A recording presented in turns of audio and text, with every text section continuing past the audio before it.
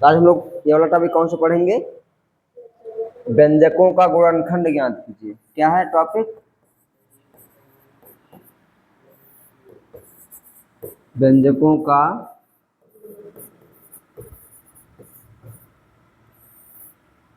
गुणनखंड ज्ञात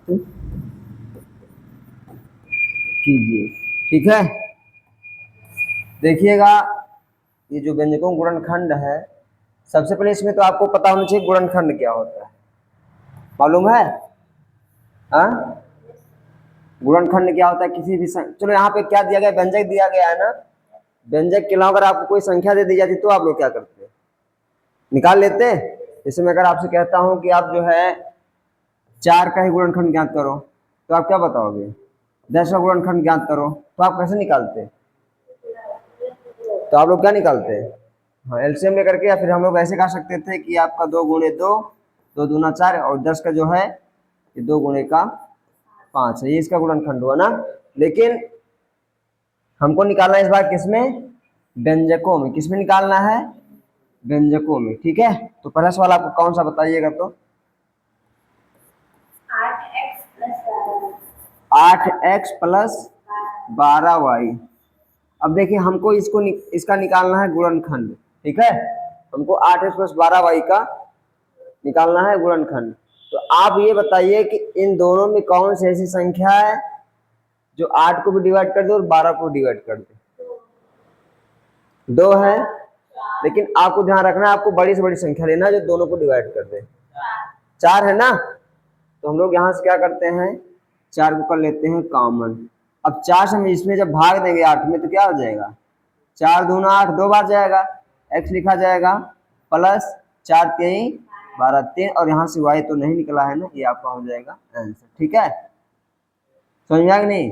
कैसे आपको चार्ट दिखाई दिया मैं आपको बताना चाहूंगा इधर कि आपका अगर 8x यहाँ पे है और यहाँ प्लस का 12y है, तो देखो 4 गुणे हम 2 लिख सकते हैं 8 को x, प्लस 12 को लिख सकते हैं 4 गुणे 3। क्या लिख सकते हैं? 4 गुणे 3 लिख सकते हैं, और ये आपका y हो गया। देखो इधर भी 4 है, इधर भी 4 है, और तो इसके अलावा कोई संख्या नहीं है ना जो कि दोनों साइड मैच कर रही हो। नहीं है तो मैं कॉमन यहाँ से क्या करूंगा? 4 को ही, तो ये आपका हो गया 4 कॉमन। यहाँ बचा क्या? 2, यहाँ x बचा, और प्लस यहाँ से क्या बचा? 3, और इधर क्या बचा? y बचा। तो आपका 2x प्लस 3y क्या हो गया? आंसर हो गया। तो समझ में आ गया ना? नोट निकाल सकता है क्या? चलो आगे चलें, और अगला क्वेश्चन क्या है?